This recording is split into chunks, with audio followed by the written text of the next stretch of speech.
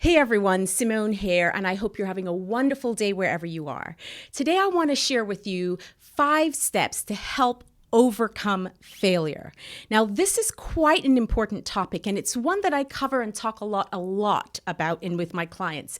Because as my time as a teacher, whether it's working with students or working with clients, it is one of the biggest things that comes up. Anyone who knows me will have heard me say at least once that failure is feedback. Mistakes are just feedback. And so what I want to do is cover what I think are the 5 steps, or at least 5 key steps that you can take to help you overcome failure. And the first one, the very first step, is your mindset. How you view mistakes is really important. The biggest difference between those who succeed and those who fail is how they deal with it. In fact, most successful people fail more often because they know that failure is just feedback. It's part of the process en route to success.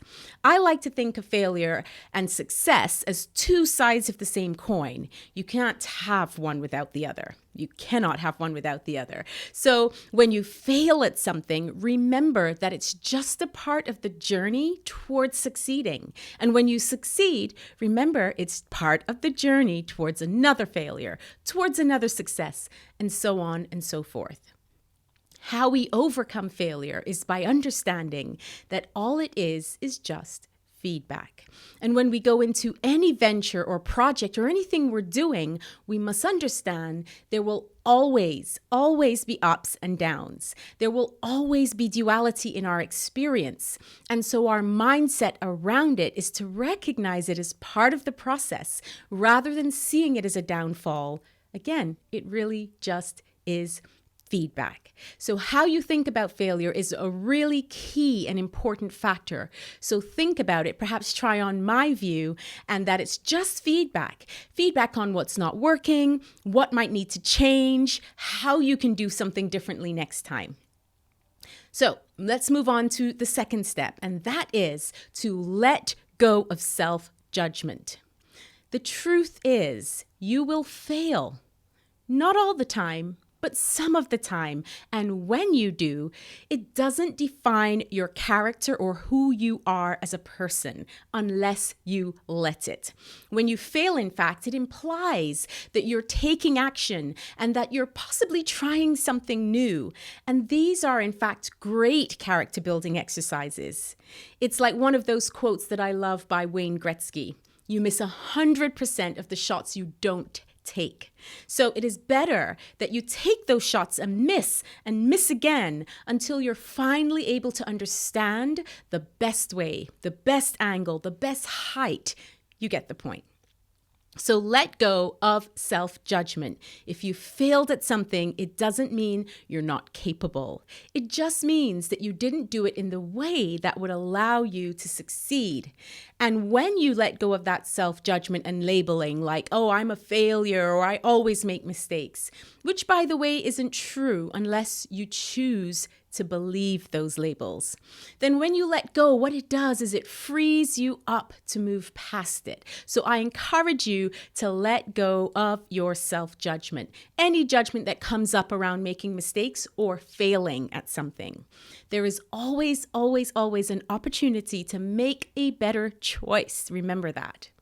The third step is when you do succeed at something, you want to celebrate the effort that you put into doing it and not the result. So I'm going to repeat that. You want to celebrate your effort and not the result. And the reason why you want to do this is because, remember, the result is just the effect. It's just the cause and effect. It's just the reaction of the efforts and the things that you've done to get there. What celebrating the effort does is it trains your mind to create effortful behavior towards achieving something. It encourages you to put the work in to get through the struggles and to get to the result that you want. Now, I remember when my son was a bit younger, I would stand at the side of a football pitch and he would be really excited and come up to me and say, "Hey, Mom, did you see that goal?" And my response was, Absolutely, I saw that goal. I saw all those passes, all those things that you did that led to the goal. How awesome is it that you were able to see the play in order to get to that goal? So by doing this, what happens is when he next approaches a goal, literally and figuratively, he's really thinking about the effort and his choices en route to it, because that is how we can refine things so that we catch those mistakes or we avoid some of them. So it's okay when you don't get the results, because remember, sometimes that will happen. Just remember, however, when you do, to celebrate the effort, not just the result. All right, let's move on to step 4, and that is to reflect objectively. Now, objectively is the key word. What has worked for you and what didn't? It's really important in this particular step that you step outside of the emotion of it. Because sometimes when we fail or when we mess up, we feel disappointed or upset and we start blaming ourselves for things. Now, it's okay to feel these things, but we don't want to make decisions from an emotional state because we are not our most objective in that moment.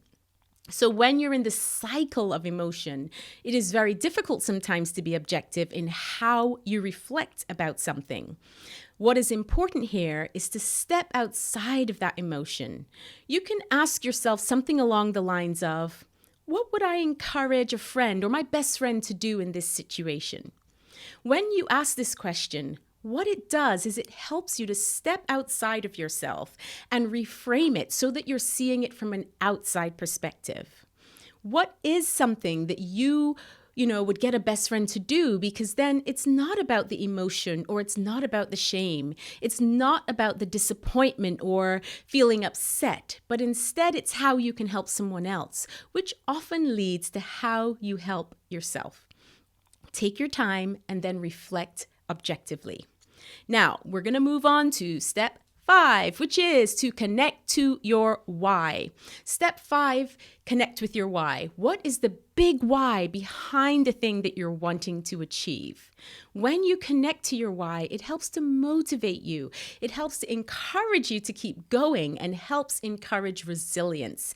And this is really important when we have failures, especially when we consider them big failures, because the only way to get to the other side of it is to go through it, because we can't avoid mistakes, like I've said so many times. But what we can do is to connect with the reason why, the big why, that we're doing what we're wanting to do in the first place. And then we start again. So here is a summary of those 5 steps to help you overcome failure and or mistakes. You want to look at your mindset. Let go of any self-judgment. Make sure you celebrate the effort, not the result. Reflect objectively so that you can move forward in a better way and connect to your why so that you stay connected with the reason you're doing it in the first place. And then start again.